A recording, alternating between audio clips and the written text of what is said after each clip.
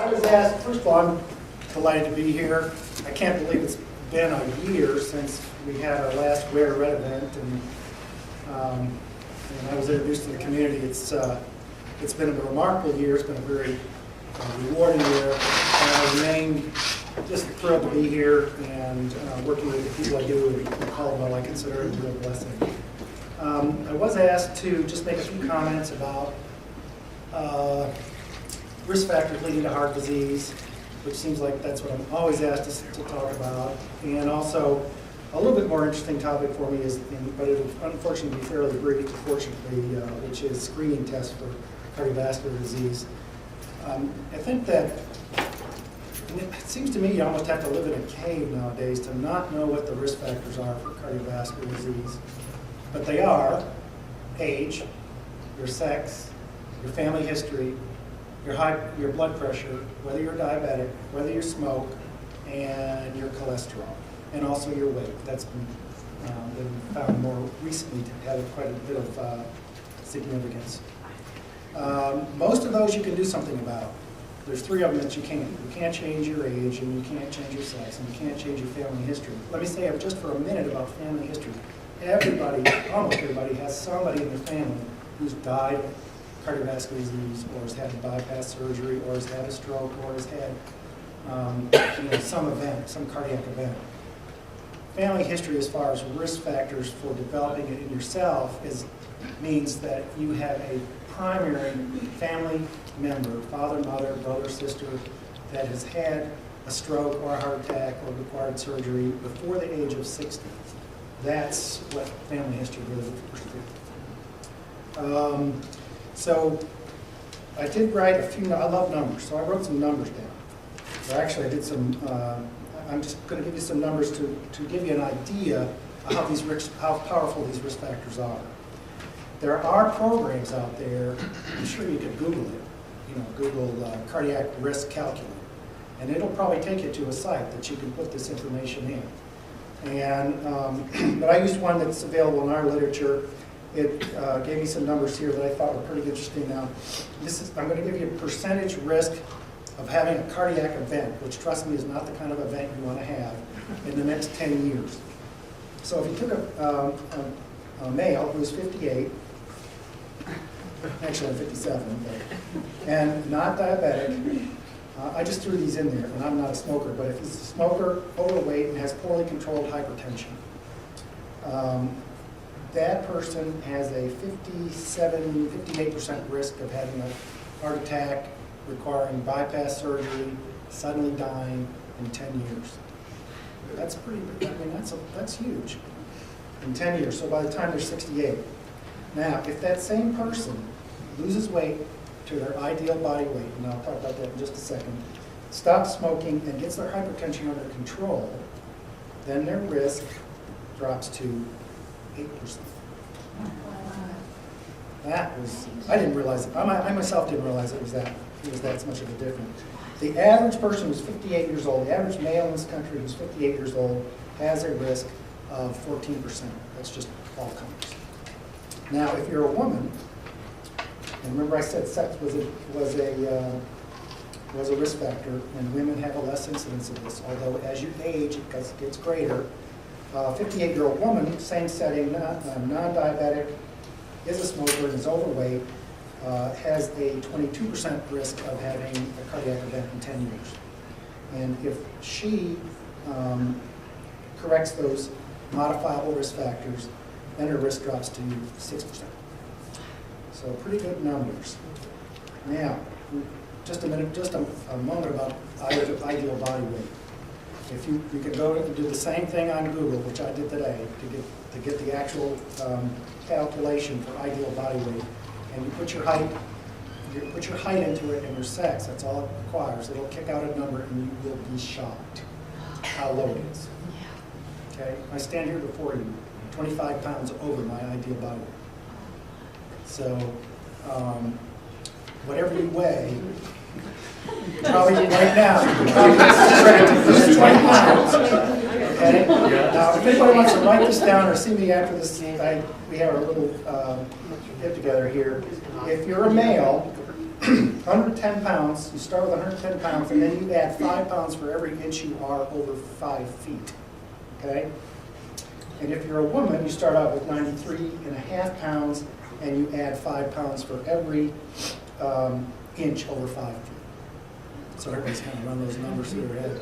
Now, and what does ideal body weight mean? I mean, why do we want to have an ideal body weight? Well, that's the weight that you are going to live the longest.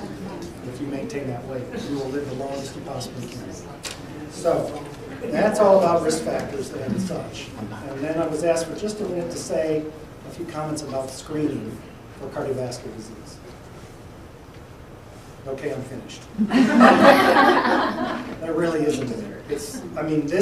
These risk factors, and plug them into that formula is probably your best predictor or your best screening tool. I get a lot of questions about C-reactive protein, which is a blood test. Everybody likes to have a blood test. Let's get a blood test and tell me if I'm going to die of heart disease. That does have some value.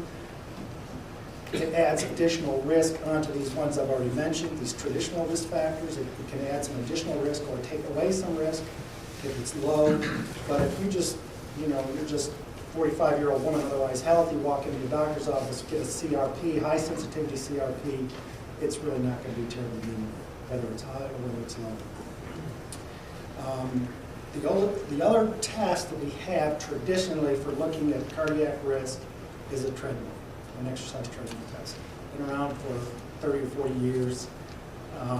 Not a good screening tool if you don't have symptoms. If you have some kind of symptoms and you're put on a treadmill and you can go 6, 8, 9 minutes, and this is a graduated stress test, it gets higher and faster as you go along, then you have lower cardiovascular risk. We don't say you passed your treadmill anymore, or you failed your treadmill, or it's normal. We try not to say those things. You have high, intermediate, or low risk after a treadmill test. Because everybody knows, has heard somebody's had a normal stress test and a normal EKG, and a week later went out, out the door and got dead. So, they can identify risk, but what they don't confer absolute normality on. Does BMI have anything to do with this? Yes, that's a measure of your body weight. And body mass index is a measure of your body weight and can reflect where you stand with regard to your ideal body weight. Body mass index of over 25 is considered obese. And it's surprising how little it takes to get there. Then if you're between 22 and 25 or 21 and 25, you're considered overweight. I think those are the numbers. So good afternoon. My name is Frank Casabato from Mission Health. I drove down today. There's some flurries up there this morning, probably some on the way back, but no real snow. I'm going to tell you, you guys have gotten way more snow and stuff than we have up there in Asheville this year. By the way, my BMI is 27. It is definitely one of those tricky things. For women, it's much more accurate than for men due to that comment about the muscle aspect. You also do body fat percentage. That's another one that you'll see at lots of screenings. And we've done screenings in collaboration with Caldwell. We've done these a lot. And good indicators, not 100% absolute. Dr. Edmonds definitely mentioned the important ones, though. So pay attention to a lot of those risk factors to try to control them. So I just have a few slides for you here. This is a future patient of Dr. Edmonds, probably coming to him relatively soon, to the clinic right here. This is definitely the state of America. We have heart disease as the #1 reason for mortality. #1 disease process has not changed in over 100 years, since 1918, where the pandemic flu was actually #1. For 1 year only. So this is something that definitely will affect us, will affect somebody in our family. We know somebody who's had some kind of heart issue. So what I'm going to do is I'm going to touch upon just a couple of things in terms of a different viewpoint. So Dr. Edmonds spoke about all the risk factors and things that you can control, but from a financial point of view, we have the cost, right? You have to really think about cost. So that first number right there is a lot of zeros, a whole lot of zeros. So that is $150 billion a year. That's what a cost for heart disease As a nation? as a nation. And that comes from the American Heart Association. These are numbers that are very well verified. There's a lot of studies looking at these. And so if you break it down, if you have a heart attack, lots of times it can lead to bypass surgery. And so then you can break down those components there. So the medical cost, so if you have a heart attack, you have stent placed, or you get an angiography, they open up that artery that was literally going to kill you if it didn't get open quick enough, and we have great systems here for that, about $52,000 a year. Now, if they go in and try to open that artery, and they're like, no, you got a lot of arteries that are blocked around your heart. You need bypass surgery, you need a CABG, and that'll cost you a little bit more, about $86,000. Those are just the medical costs. So it's important to also look at the cost to employers, because a lot of you are employers, a lot of you have insurance, you pay your own insurance. So these are insurance costs right here. So you have the two costs below those for short-term disability, and then you also have the absenteeism costs. So these take into account, obviously, having to leave work, but it also takes into account, loss of productivity, loss of revenue, all of those factors. They studied about 10,000 people to figure these numbers. So this is a really good study that they came up with. And you're thinking about it, and you're like, that's actually a lot of money. So what do we do about this, right? And I'm sure Dr. Edmonds has this conversation with many people quite often, and he just lets them know, hey, you got to do something about this. This is important, right? So a study just came out a couple of days ago. Came out of Spain. I think they studied about 6,000 people, where it was all about the Mediterranean diet, right? They were talking about great success they've had with olive oil and nuts. So, for a Christmas bonus this year to employees, you're going to give them a gallon of olive oil and a bag of almonds. And you're going to set them up with an appointment to a gym, because that's the other component.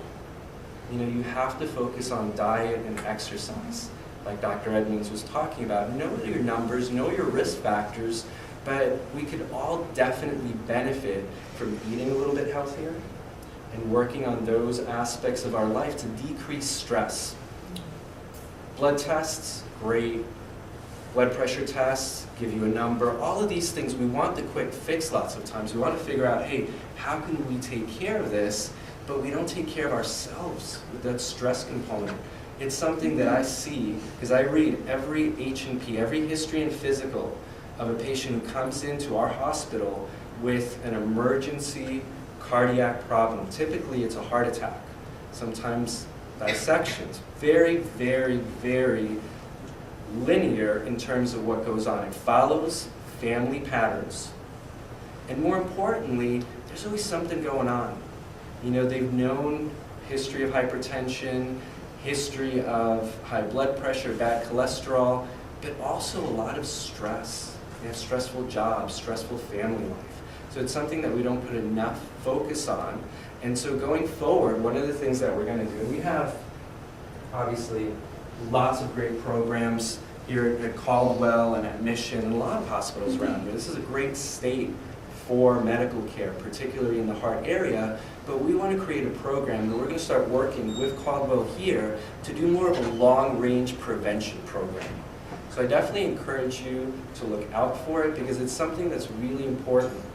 We run very, very full in our heart services areas. It's the #1 cause of disease in Western North Carolina. And we owe this to our residents, to our patients, to try to keep them healthier. Business is good. I have to say that. It really is. But we have an obligation to do this and to set up this long-range program where we're really going to try to keep people healthier. And so everybody will be getting olive oil in Western North Carolina. You'll see that coming. So any questions? And I have my iPad with me, so if anybody wants to know their BMI, unofficially I can pull you in a corner and we can give you that number if you're interested. Thank you. Thank you.